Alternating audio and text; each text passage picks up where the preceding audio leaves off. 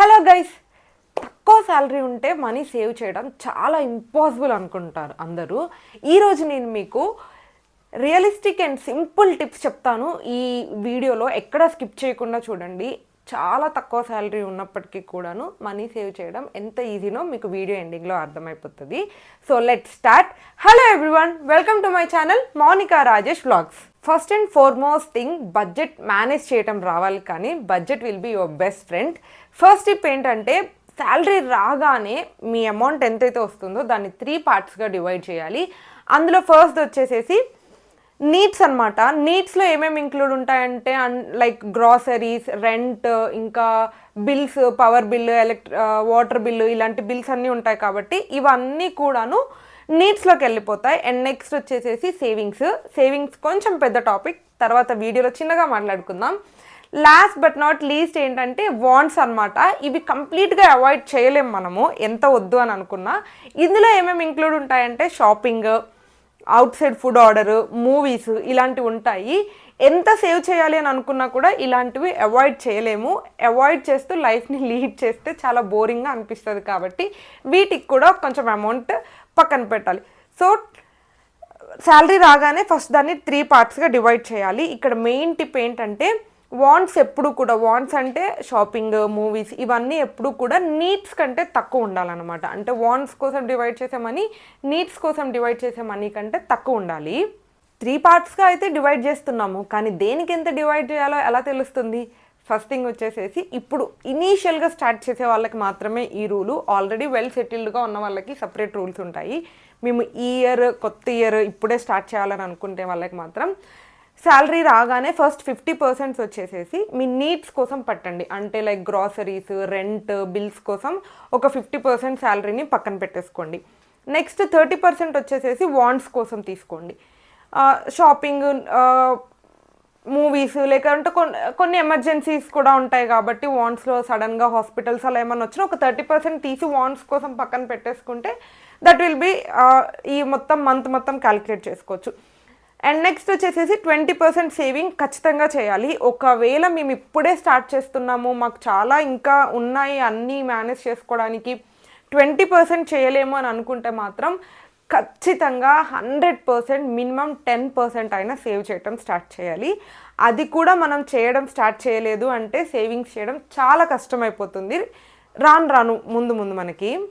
Next important thing ఏంటంటే, EMIs and లోన్స్కి ఎప్పుడు కూడా ఒక లిమిట్ పెట్టుకోండి. మనకి నార్మల్గా బయటికి వెళ్ళినప్పుడు, లేకపోతే ఇంట్లో వేరే ఇట్లాంటి వీడియోస్ చూస్తున్నప్పుడు, ఏదన్నా చూస్తున్నప్పుడు ఆబ్వియస్గా అనిపిస్తూనే ఉంటుంది, ఈ వస్తువు మనకు కావాలి, చాలా షాపింగ్ చేసేయాలి. అండ్ దట్టు ఇప్పుడు మార్కెట్లో స్పెషల్లీ ఈఎంఐ ఆప్షన్స్ వస్తున్నాయి. అండ్ లోన్స్ కూడా చాలా ఈజీగా ఇచ్చేస్తున్నారు. మనకి వద్దంటుంటే కూడా బ్యాంక్ వాళ్ళు కాల్ చేసి మరి లోన్ తీసుకోండి అని అడుగుతున్నారు.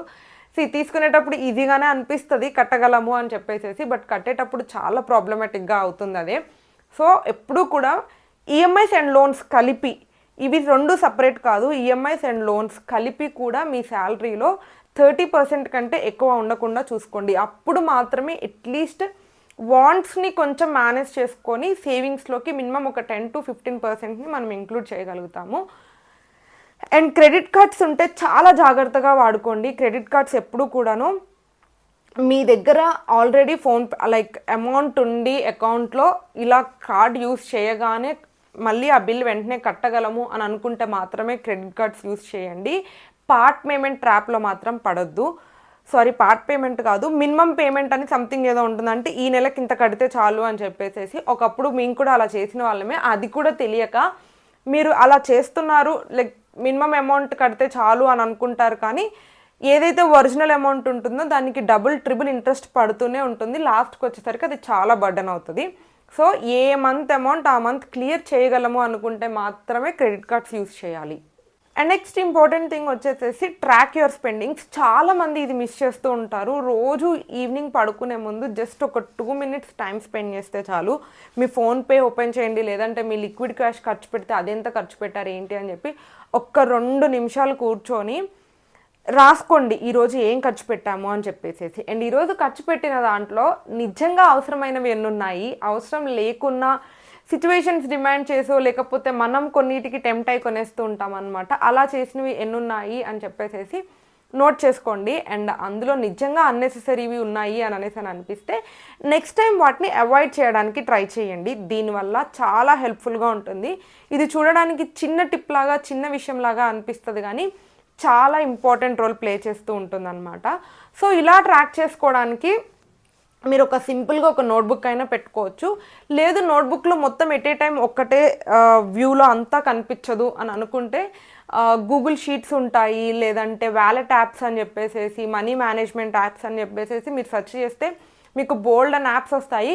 మీకు ఏది యూజర్ ఫ్రెండ్లీ అనిపిస్తుంది అండ్ మీకు ఏది కంఫర్టబుల్గా ఎట్ ఏ టైం మొత్తం మీ ఖర్చులన్నీ కనిపిస్తాయి అని అనేసి ఆ యాప్ని చూసుకొని మీరు ట్రై చేయండి. ఈ టిప్ ఖచ్చితంగా యూజ్ అవుతుంది. నెక్స్ట్ సబ్స్క్రిప్షన్స్ అనమాట.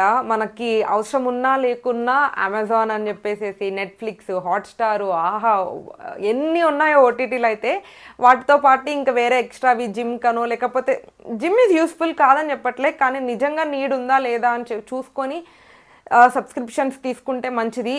మెయిన్గా ఓటీటీస్కి చెప్తాను, సబ్స్క్రిప్షన్స్ లేకపోయినా నడుస్తుంది అని అనిపిస్తే మాత్రం ఖచ్చితంగా సబ్స్క్రిప్షన్స్ క్యాన్సిల్ చేసేయండి. నా వరకు వచ్చేస్తే అంత నీడ్ కాదు. And depends upon your situation. ఇప్పుడు మేము అనుకోండి ఐటీ ఎంప్లాయీస్ మీ కాబట్టి మాకు ఇంట్లో వైఫై ఖచ్చితంగా మ్యాండేటరీ. సో మేము ఏదైతే వైఫై కనెక్షన్ తీసుకుంటామో వాళ్ళు కొన్ని బేసిక్ సబ్స్క్రిప్షన్స్ ఇస్తారు మాకు. ప్రైమ్ ఒకటి, ఇంకా ఆహా ఒకటి వస్తుంది అనుకుంటా, సారీ హాట్స్టార్ ఒకటి వస్తుంది అనుకుంటా. వాళ్ళు ఏదైతే ప్యాకేజ్లో ఇంక్లూడెడ్ ఉంటుందో అవే చూసుకుంటాం తప్ప ఎక్సెస్గా ఏమీ పే చేసి తీసుకోము. సో మీ లైఫ్ స్టైల్ అలా ఉంది, మీకు నిజంగా ఇంట్లో వైఫై ఉంటే అందులో వాళ్ళు ఇంక్లూడ్ చేసిన సబ్స్క్రిప్షన్స్ యాడ్ చేసుకోండి. లేదు అలాంటి ఆప్షన్ లేదన్నప్పుడు అట్లీస్ట్ 1 or 2తో మేనేజ్ చేసుకొని మిగతావి అవాయిడ్ చేసేలాగా ట్రై చేయండి. మనకి కనిపించకుండానే సబ్స్క్రిప్షన్స్ ద్వారానే ఈజీగా thousands and thousands of money మనకి వేస్ట్ అయిపోతూ ఉంటుంది. సో సబ్స్క్రిప్షన్స్ యాక్చువల్గా మనకు ఒక లిమిట్ ఉంటుంది. అంటే ఒక అకౌంట్ నుంచి తీసుకుంటే దాన్ని మల్టిపుల్ డివైజెస్లో లాగిన్ అవ్వచ్చు. మీకు ఫ్రెండ్స్ ఉన్నా, లేకపోతే మీకు ఫ్యామిలీ గ్రూప్స్ అలా ఏమన్నా ఉన్నా కూడా ఒక్కరే మొత్తం సబ్స్క్రిప్షన్ తీసుకోకుండా డివైడ్ చేసుకోండి, షేర్ చేసుకోండి. యాక్చువల్గా మేము ఇంట్లో వైఫై అదంతా తీసుకున్నప్పుడు, నేను హాస్టల్లో ఉంటున్నప్పుడు అదే చేసి ఉండేవాళ్ళం. ఫ్రెండ్స్కి మేము అందరం కలిపి కొంచెం అమౌంట్ షేర్ చేసుకొని సబ్స్క్రిప్షన్స్ తీసుకునే వాళ్ళం అనమాట. సో అప్పుడు ఏంటంటే ఒక్కరి మీదే మనకే ఎక్కువ ఖర్చు రాకుండా, ఎలాగో అన్ని మల్టిపుల్ అకౌంట్స్ వాడుకునే ఆప్షన్స్ ఓటీటీస్ ఇస్తున్నాయి కాబట్టి అందరూ వాళ్ళ అకౌంట్ వాడుకుంటూ అందరూ మనీ షేర్ చేసుకుంటే అది కొంచెం యూజ్ అవుతుంది అనమాట. సో మనకి కొంచెం బర్డెన్ కూడా తగ్గుతుంది. అండ్ నెక్స్ట్ ఇంపార్టెంట్ పాయింట్ వచ్చేసేసి సేవ్ ఫస్ట్ దెన్ స్పెండ్. చాలామంది చేసే తప్పు ఏంటంటే ముందు ఖర్చు పెట్టేసేస్తారనమాట. ఫస్ట్ తారీఖు రాగానే ఆబ్వియస్గా ఇంట్లో గ్రాసరీస్, రెంట్, బిల్స్ అన్నీ వెళ్ళిపోతాయి. ఇవైతే ఆపలేము, కానీ ఫస్ట్ 10-15 డేస్లో ఆబ్వియస్గా చేతిలో మనీ ఎక్కువ ఉంటాయి కాబట్టి స్పెండ్ చేసేస్తాం. మూవీస్ కానీ, షాపింగ్స్ కానీ, లేకపోతే సమ్ XYZ ఇంకా దేనికైనా అయి ఉండొచ్చు, ఖర్చు పెట్టేసేస్తాం అనమాట. ఇంకా లాస్ట్కి వచ్చిన తర్వాత మిగిలితే సేవ్ చేస్తాము, లేకపోతే సేవ్ చేయము. బట్ అలా ఎప్పుడూ ఉండకూడదు. శాలరీ పడగానే రెంట్ ఎంత ఖచ్చితంగా అయితే కడతామో, పవర్ బిల్లు, వాటర్ బిల్లు ఇవన్నీ ఎంత మ్యాండేటరీగా అయితే క్లియర్ చేసేస్తామో, సేవింగ్స్ కూడా అంతే మ్యాండేటరీగా పక్కన తీసి పెట్టాలి. అప్పుడు మాత్రమే మనం పర్ఫెక్ట్గా సేవ్ చేయలేస్తాము. లేదు మొత్తం నెలంతా ఖర్చు పెట్టేసుకొని నెల మొత్తం అయిపోయిన తర్వాత 30వ తారీఖు మిగిలిన డబ్బుల్ని మాత్రమే సేవ్ చేస్తా అంటే మీరు ఎప్పటికీ 1 రూపీ కూడా సేవ్ చేయలేరు. సో నేను ఫస్ట్ పాయింట్ చెప్పినట్టే శాలరీ పడగానే సేవింగ్స్ కోసం తీయాల్సిన అమౌంట్ని పక్కకి తీసి పెట్టేసుకోవాల్సిందే. సో సేవింగ్స్ పక్కన తీసి పెట్టడం అంటూ ఊరికే అకౌంట్లో ఉంచుకుంటే ఖచ్చితంగా ఉంచుకోలేరు. కొందరు చాలా నిగ్రహంగా ఉంటే తప్ప అవి అకౌంట్లో ఉండవన్నమాట. సో ఫస్ట్ సేవింగ్స్ని కూడా ప్లాన్ చేసేసుకోండి. సేవింగ్స్ అంటే చిన్నగా చాలా తక్కువ అమౌంట్ ఉంటుంది. మా దగ్గర ఒక 2000-3000 మాత్రమే. మనం ఎలాగో తక్కువ శాలరీ గురించి మాట్లాడుకుంటున్నాం కాబట్టి అంతే ఉండగలుగుతుంది అని అనుకుంటే తక్కువ అమౌంట్తో కూడా చాలా సేవ్ చేయొచ్చు. చిట్టీలు కట్టుకోవచ్చు. 1000 రూపీస్ నుంచి చిట్టీ స్టార్ట్ అవుతాయి. ఎస్ఐపి కూడా ఈవెన్ 2000 నుంచి స్టార్ట్ అవుతుంది అనుకుంటా. 5000 or 500 నుంచి ఎస్ఐపి స్టార్ట్ అవుతుందంట. అండ్ అంతకన్నా చిన్నగా ఇంకా మేము విలేజ్లో ఉంటాము, లేదు ఇంత పెద్ద యాక్సెస్గా మాకు అన్నిటి మీద నాలెడ్జ్ లేదు అనుకుంటే సింపుల్ గవర్నమెంట్ ఇచ్చేది పోస్ట్ ఆఫీసులు ఉంటాయి, ఇలాంటివి చాలా ఉంటాయి. సో సేవింగ్స్ని ఎప్పుడూ కూడాను ఊరికే అకౌంట్లో పక్కకి ఉంచుకునే అమౌంట్ లాగా కాకుండా this is own kind of saving అనమాట. చిట్టీలు అని చెప్పేసి ఇవన్నీ మన రెగ్యులర్ ఒక మిడిల్ క్లాస్ వాళ్ళు సేవ్ చేసుకోవడానికి మంచి ఆప్షన్స్. సో ఇవి ట్రై చేయండి సేవింగ్స్ చేసుకోవాలి అని అనుకుంటే. వీడియోలో మీరు ఇక్కడి వరకు వచ్చారంటే ఖచ్చితంగా మీకు ఇంట్రెస్టింగ్గా అండ్ ఈ పాయింట్స్ నేను చెప్పేవి నచ్చుతున్నాయి అని అనుకుంటున్నాను. అందుకని ఒకవేళ నచ్చినట్టయితే వీడియోని లైక్ చేయండి. ఈ టిప్స్ ఎవరికన్నా యూస్ అవుతాయి అని అనిపిస్తే వాళ్ళకి షేర్ కూడా చేయండి.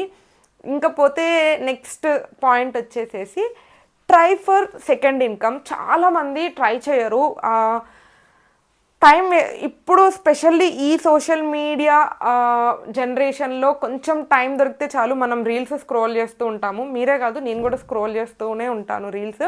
But I do it for a useful thing. నేనేం చేస్తానంటే, నేను కూడా యూట్యూబ్ చేస్తూ ఉంటాను కాబట్టి నాకు ఏ కంటెంట్ యూజ్ అవుతుంది, నాకు ఏదన్నా బెనిఫిట్ అవుతుందా అనే కంటెంట్ని చూస్తూ ఉంటాను అనమాట, కొంచెం ఫ్రీ టైం దొరుకుతూ ఉంటే.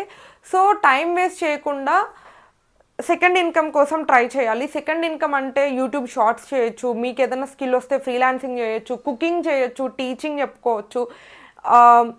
యాక్చువల్గా నేను ఒక అమ్మాయి దగ్గర థంబ్నెయిల్స్ చేయించుకుంటూ ఉంటాను అనమాట. తను ఒక MBA స్టూడెంట్. నాకు చాలా ముచ్చటగా అనిపిస్తుంది. MBA చదువుకుంటూ థంబ్నెయిల్స్ చేస్తుంది. ఒక్క థంబ్నెయిల్కి 100 రూపీస్. తక్కువలో తక్కువ నెలకి ఒక 10 వచ్చినా చాలు కదా. ఇప్పుడు ఫుల్గా చేసేయాలి అలా ఏం లేదు. నెలకి 10 వచ్చినా కూడా ఈజీగా 1000 రూపీస్ వస్తుంది. అదేం తక్కువ అమౌంట్ కాదు కదా. సో ఇలాగా మనకి ఏదన్నా ఒక స్కిల్ ఉంటే దానికి ఎర్న్ చేయడము, నెలకి ఒక 1000-2000 వచ్చినా కూడా ఎక్స్ట్రా ఇన్కమ్ చాలా ఎక్కువ. దాంతో చాలా సేవ్ చేయొచ్చు. So try for second income. ప్రతి ఒక్కరిలో ఖచ్చితంగా ఏదో ఒకటి ఉంటుంది సెకండ్ ఇన్కమ్గా. టైలరింగ్ చేసుకోవచ్చు, లేకపోతే క్రాఫ్ట్స్ చేసుకోవచ్చు, కుకింగ్, టీచింగ్. చిన్న చిన్న పిల్లలకి కూడా టీచింగ్ చెప్పుకుంటూ ఎంతో అంత ఎర్న్ చేయొచ్చు. సో ఖచ్చితంగా సెకండ్ ఇన్కమ్ కోసం ఏదో ఒక ఆప్షన్ని మీరు ఆలోచించండి, మీకు దొరుకుతూ ఉంటుంది. అండ్ మోస్ట్ ఇంపార్టెంట్ థింగ్ అని చెప్పుకోవచ్చు ఈ నెక్స్ట్ పాయింట్ వచ్చేసేసి, మనకి తెలియకుండానే ఇప్పటికిప్పుడు మనకి ఏదైనా ఒక డ్రెస్ కొనేసుకోవాలి అని అనిపిస్తే టక్కున బయటికి వెళ్ళిపోయి కొనేసుకోవడమో, లేకపోతే ఫోన్లో ఫ్లిప్కార్ట్, మింత్రా ఎక్కడన్నా కనిపిస్తే దాన్ని షాపింగ్ చేసేయటం అలా చేస్తాము. అలా చేయకండి. దాన్ని కార్ట్లో పెట్టుకొని చూడండి, దానికి ఖచ్చితంగా ప్రైస్ తగ్గుతుంది అనమాట. అండ్ ఖచ్చితంగా షాపింగ్ చేయాలి అని అనుకుంటే ఆఫర్స్ కానీ డిస్కౌంట్స్ కానీ ఉన్నప్పుడు మాత్రమే ఎక్కువ చేయడానికి ట్రై చేయండి. దానివల్ల పెద్దగా బెనిఫిట్ అవుతాము అని చెప్పకపోయినా అట్లీస్ట్ కొంచెంలో కొంచెం అమౌంట్ సేవ్ అవుతూ ఉంటుంది అనమాట ఆఫర్స్ ఉన్నప్పుడు చేస్తూ ఉంటుంటే. అండ్ మెయిన్గా రెగ్యులర్గా ఎవ్రీ మంత్ స్టాప్ చేయలేనివి కొన్ని ఉంటాయి. అమెజాన్, ఈ గ్రాసరీస్ ఇవన్నీ, వీటికి కూడా చాలా మల్టిపుల్ యాప్స్ వచ్చేసాయి. అమెజాన్ ఫ్రెష్ మార్ట్ ఉంది, ఫ్లిప్కార్ట్ ఇన్స్టాంట్ డెలివరీ అని సంథింగ్ ఏదో ఉంది ఫ్లిప్కార్ట్ వాళ్ళది, బ్లింకిట్, డీమార్ట్ అని చెప్పేసి ఇలా మల్టిపుల్ స్టోర్స్ కూడా ఉన్నాయి మనకి గ్రాసరీస్కి. మీ ఫ్యామిలీలో ఎలాంటి ఫుడ్ అయితే రెగ్యులర్గా యూస్ చేస్తారో, ఎలాంటి గ్రాసరీస్ అయితే యూస్ చేస్తారో అవన్నీ ఒక 2-3 యాప్స్లో కంపేర్ చేసుకోండి. సేవ్ చేయడానికి మనం కొంచెం టైం స్పెండ్ చేయడంలో తప్పలేదు. ప్రతి ఒక్క అప్లికేషన్లో చూడండి ఫుడ్ ఎంత, ఆ గ్రాసరీస్ లిస్ట్ మొత్తం యాడ్ చేసి ఎంత పడుతుంది ఏంటి అని చెప్పేసి. ఎక్కడన్నా ఒక 200-300 తక్కువ వస్తే తీసుకోవడంలో తప్పులేదు కదా, మనకు ఆ 200-300 కూడా ప్లస్ అవుతూ ఉంటాయి. సో ఇలా ట్రై చేయాలి. అంటే లైక్ షాపింగ్ చేసేటప్పుడు కూడా ఒక 2-3 చోట్ల కంపేర్ చేసి ఎక్కడ బెస్ట్ వస్తుంది, క్వాలిటీ అండ్ ప్రైస్ ఎక్కడ మన కంఫర్టబుల్ మన రేంజ్లో ఉన్నాయి ఆలోచించుకొని చేసుకుంటే మనకి బెనిఫిట్ అవుతుంది. అండ్ మనకి తెలియకుండానే ఖర్చు అయిపోయే డబ్బులు ఏమన్నా ఉన్నాయంటే అవుట్ సైడ్ ఫుడ్ అనమాట.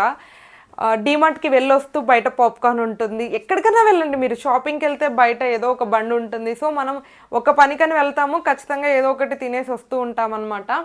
బయట ఫుడ్ ఎంత కాస్ట్లీనో అంతే అన్హెల్దీ. మనం అది తగ్గిస్తే డబ్బులు మాత్రమే సేవ్ చేస్తున్నట్టు కాదు, హెల్త్ను కూడా కాపాడుకుంటున్నట్టు. సో మ్యాక్సిమం 99% ఇంట్లో కుక్ చేసుకోవడానికి ట్రై చేయండి. ఒకవేళ ఆఫీస్కి వెళ్ళే వాళ్ళైతే లంచ్ బాక్సెస్ తీసుకువెళ్ళండి. అండ్ స్నాక్స్, ఫ్రూట్స్ అలా ఇంటి నుంచే తీసుకెళ్ళడానికి ట్రై చేయండి, బయట తినకుండా ఉండడానికి ట్రై చేయండి. సో దానివల్ల మనీ సేవ్ అవుతుంది, హెల్త్ కూడా బాగుంటుంది. నేను అస్సలు మొత్తం 100% బయట తినడం అవాయిడ్ చేయండి అని నేను చెప్పను. బికాస్ ఇప్పుడున్న లైఫ్ స్టైల్స్కి ఇప్పుడు మనకి బయట దొరుకుతున్నవన్నీ ఇంట్లో చేసుకోలేము కాబట్టి ఖచ్చితంగా కొన్ని క్రేవింగ్స్ ఉంటాయి, కొంచెం బయట తినాలి అని అనిపిస్తుంది. బట్ మీరు ఎంతవరకు అయితే తగ్గించడానికి పాసిబుల్ అవుతుందో అంతవరకు తగ్గించారు అంటే మీ హెల్త్ అండ్ మనీ రెండు కూడా బాగుంటాయి.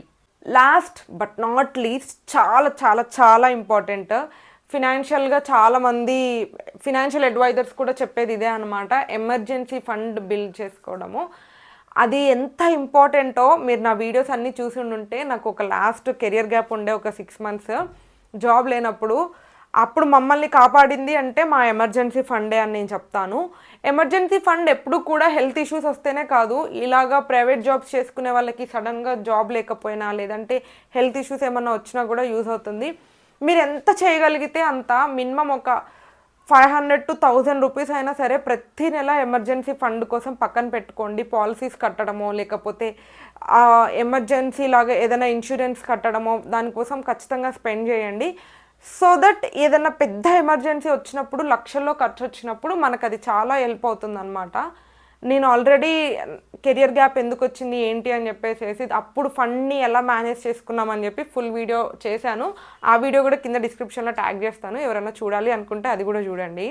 సో ఫ్రెండ్స్, సేవింగ్ చేయాలి అంటే శాలరీ ఎక్కువ ఉండాలి అని కాదు, మైండ్ సెట్ రిచ్గా ఉండాలి అని చెప్పేసి సేవింగ్ చేయడం కూడా అది ఒక ఆర్ట్ అని చెప్పుకోవచ్చు. చాలామంది ఏమనుకుంటారంటే పెద్ద శాలరీ ఉంటేనే సేవింగ్ చేయలేస్తాము అని చెప్పేసి. No, it's not like that. Smart thinking ఉంటే కూడా మనం సేవింగ్ చేయొచ్చు అండ్ బెటర్ లైఫ్ లీడ్ చేయొచ్చు.